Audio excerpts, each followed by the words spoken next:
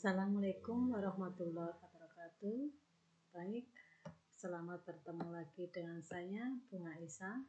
Pada video pembelajaran kali ini kita akan membahas tentang pendahuluan tentang klasifikasi makhluk hidup. Kita langsung dimulai dengan pengertian. Pengertian klasifikasi adalah suatu cara yang sistematis dalam mempelajari objek dengan melihat persamaan dan perbedaan ciri-ciri makhluk hidup. Ilmu yang mempelajari klasifikasi makhluk hidup disebut dengan ilmu taksonomi. Bapak taksonomi adalah Carolus Linnaeus. Beliaulah yang mencetuskan pertama kali adanya klasifikasi makhluk hidup secara sistematis, ya. Sehingga beliau diberi julukan atau diberi gelar sebagai Bapak Taksonomi. Beliau hidup di tahun 1707 sampai 1778. Lanjut, berikutnya tahapan klasifikasi. Tahapan atau cara yang dilakukan Carolus Linnaeus dalam pengelompokan makhluk hidup, yaitu yang pertama, meneliti atau mengenali persamaan ciri struktur luar maupun ciri struktur dalam dari berbagai jenis makhluk hidup yang akan dikelompokkan. Yang kedua, makhluk hidup yang memiliki struktur tubuh sama atau mirip dijadikan satu kelompok.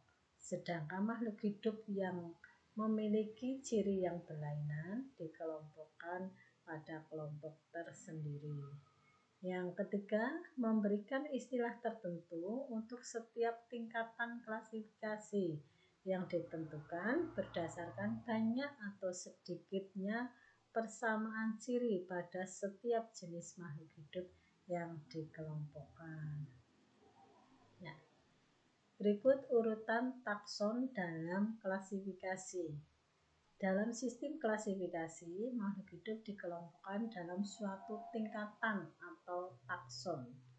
Dalam takson, makhluk hidup dikelompokkan berdasarkan persamaan ciri-ciri yang umum sampai yang khusus, ya. Oleh Carolus Linnaeus, tingkatan takson dalam klasifikasi mulai yang terbesar di mana mempunyai sedikit persamaan ciri, yaitu dimulai dari regnum, kemudian regnum ke filum atau divisio, ya. Filum biasanya untuk pengelompokan pada hewan, divisio pada tumbuhan. Kemudian di bawah filum atau divisio ini ada klasis, ya, takson klasis. Kemudian di bawah taksis ada ordo.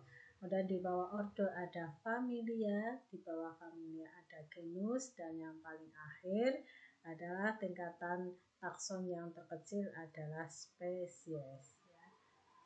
Dari spesies ke regnum, semakin sedikit memiliki persamaan ciri, sedangkan semakin ke bawah, ya, dari regnum ke spesies berarti mempunyai persamaan ciri yang lebih banyak. Jadi kalau satu spesies berarti ciri-ciri pada makhluk hidup dalam satu spesies ini lebih banyak jika dibandingkan makhluk hidup yang terdapat di dalam regnum, kelompok takson regnum.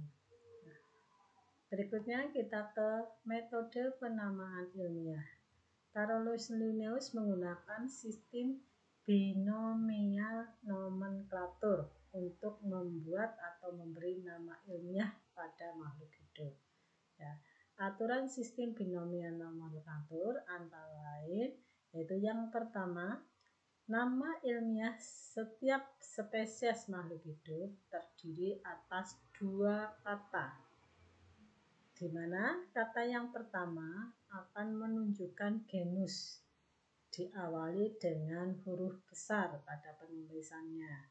Kemudian kata yang kedua menunjukkan spesies atau jenisnya, penulisannya diawali dengan huruf kecil. Yang keempat, nama ilmiah ini menggunakan bahasa Latin atau bahasa ilmiah atau bahasa lain yang dilatinkan. Yang kelima, kedua kata tersebut dicetak miring atau ditulis dengan digaris bawahi. Ya. Garis bawahnya harus terpisah. Ya. Contoh nama ilmiah untuk pisang adalah Musa paradisiaca.